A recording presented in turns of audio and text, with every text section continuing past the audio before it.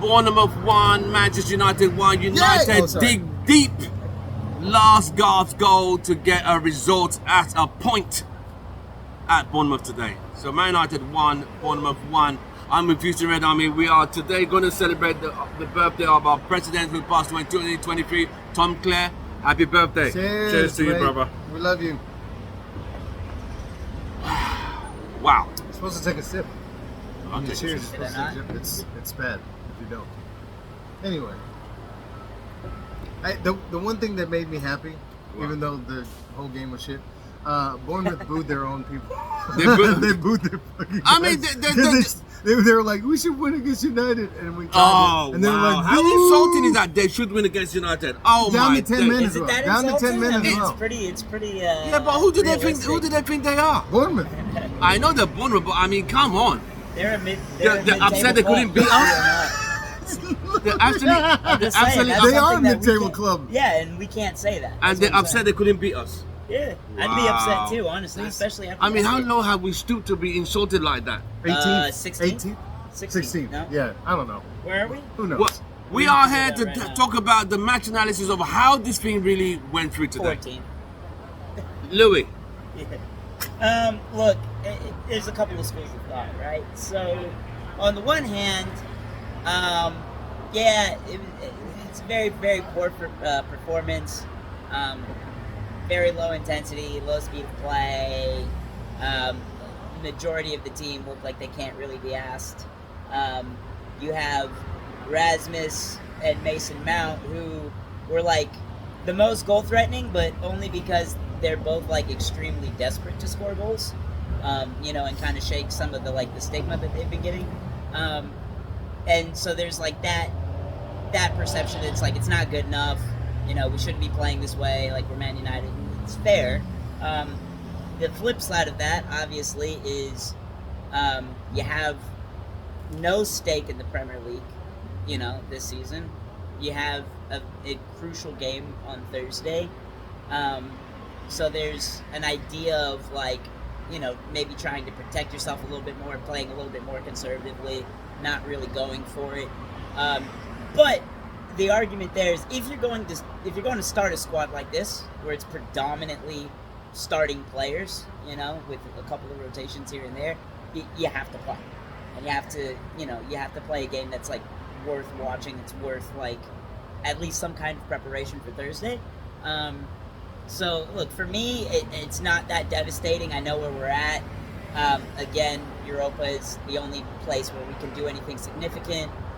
I mean, it is what it is.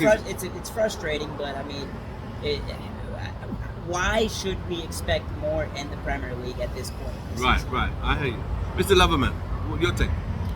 You forgot one thing that they were also lacking: pride. Anyway, when it comes to United, it's one of those things where you believe that they can change because they show up in Europe, but then when the Premiership comes around, they do nothing. Exactly. And my biggest issue with them is the doing nothing part. You know what I mean?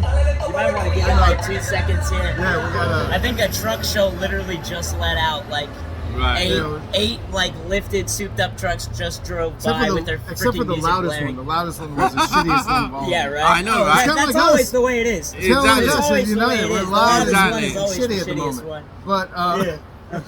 But the thing is, pride is what should get you through.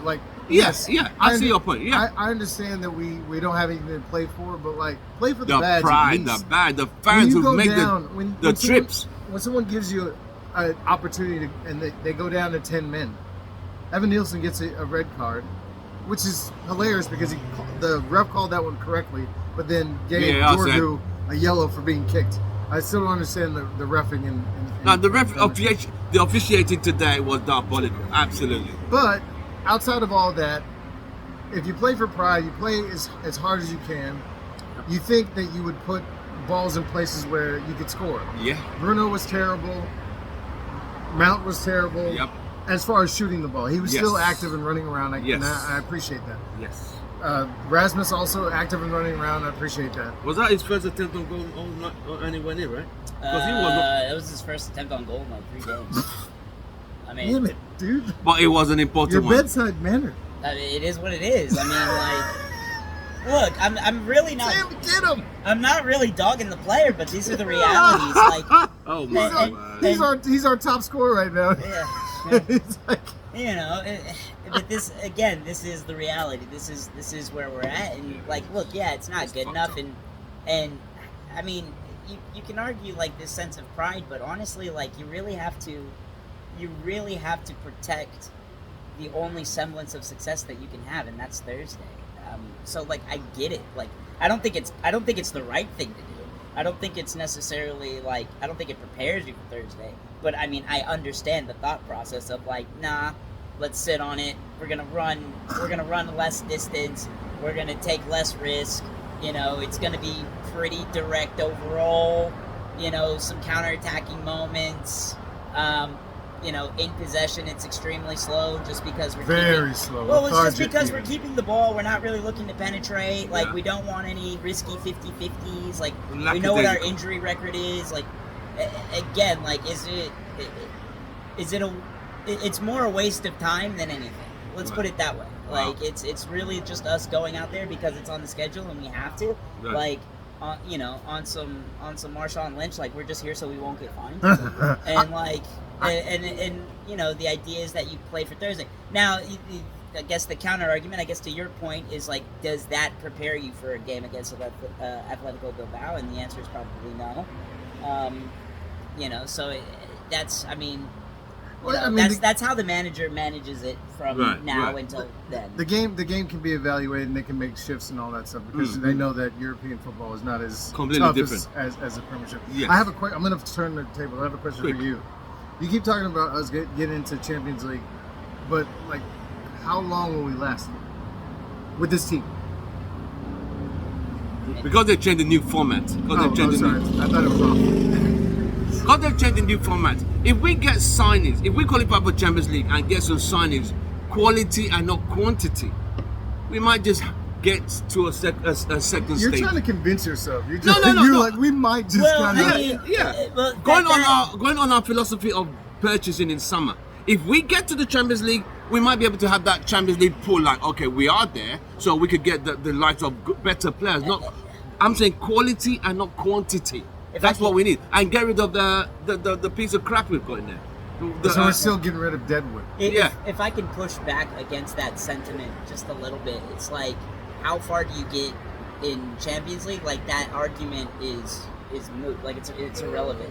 No, seriously, because where we are, we're just happy to get there. We're just there to make the numbers for now. Exactly. Not in the footballing sense, but just in a club sense. It's like, you have to get We're in going there for the TV money and the appearance money. That's what we're going there for. The difference. We're not winning the Champions League, but what we would love to. words. We would love to, but I'm not trying to be pessimistic. I'm trying to be realistic. This team The difference is not in revenue, designed. you don't This team is get designed there to win is Carabao Cups and FA killer. Cups. Yeah. That's what we are. No, if you don't get there, like, you're. Well, who do you buy then? People become available when they see you in Champions League. They not make themselves That's available. also true. Yeah. Look, I mean, there's several. I think there's several directions that you can go. We have we have the midfielder out of Wolves, is it?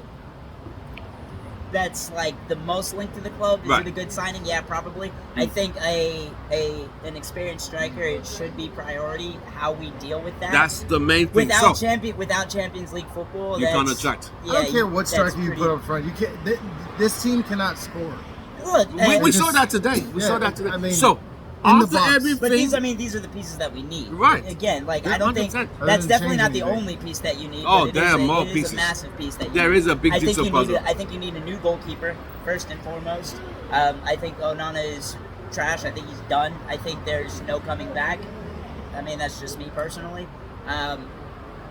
There's so many pieces that you need that only get bolstered. I think the with piece that we Champions League really football. need is a striking coach. a striking coach would be good. I would take that striking coach from the under 23s because they're monstering right now. Somehow they're getting Cheeto Obi to score goals, and he can't do it anywhere else but down Well, there. he needs to So if we keep had going. somebody to, like, I don't know, teach him how to score Right. at this level, We could do that with Rasmus. We could do that with whoever the fuck's up there. It doesn't matter. Yeah, that would be a good. Right. But we keep hiring people from outside. On a scale of 1 to 10, today's performance, the terrible. non-giving up, the determination to find that goal. What were you giving them today? The effort is what I'm asking. 5, Five. below average. Right. Not great, but not the worst we've ever seen in the world. What are you giving them for performance today? Effort. I'm giving them this line. Ah, Jesus Christ. It's, The lime is graded. Is that above 1, under 1? What is that? yeah, what scale is lime? It's a sliver of a what lime, is. so it's not even a whole lime. Interesting. He gives him an 8. Was there any any player who stood out to you? What United player stood out to you? For me. I thought Doug was, to me, I've been man of the match. No, certainly he did put the balls. He did put the balls in the box, but there's nobody to finish. Okay, who are you going for? I'm going for Doug. Who? See, you're struggling because there was no one else. Ericsson looked really good when he came on. I'm dead ass about that. You're like reaching right now. I mean, it did look okay. I think I'm going with Dorgo. What are you going with? So you went I said Dorgo already. Yeah, that was my first guy. Hold on. Give me 2 seconds here. I'm going to tell you exactly who. Give me a second. Oh, Just give the me, towel boy. Give me a look. Oh, sorry. I mean, he did well, the towel boy. The towel boy did absolutely fantastic. You know whoever had the highest stats. Actually, I did think Euro did okay defensively. Yeah, okay, he did well. I thought he did. I thought he did well defensively. Probably Luke Shaw, man of the match by far. No, I'm just kidding. I know you're kidding. That's why I looked like what? Okay, right. So you heard it from UC Red Army. 1 point gained, 1 position moved up. We moved up 1 position. You know that, right? Let's go. But all roads lead to Bilbao on Thursday. We're going to wish the boys luck and hope they get a result there and come home and finish it the following week so we could be in the finals. From all of us, Houston Red Army, glory, glory. Man United. Happy birthday, Tom. We love you. Happy birthday. We love you, Tom.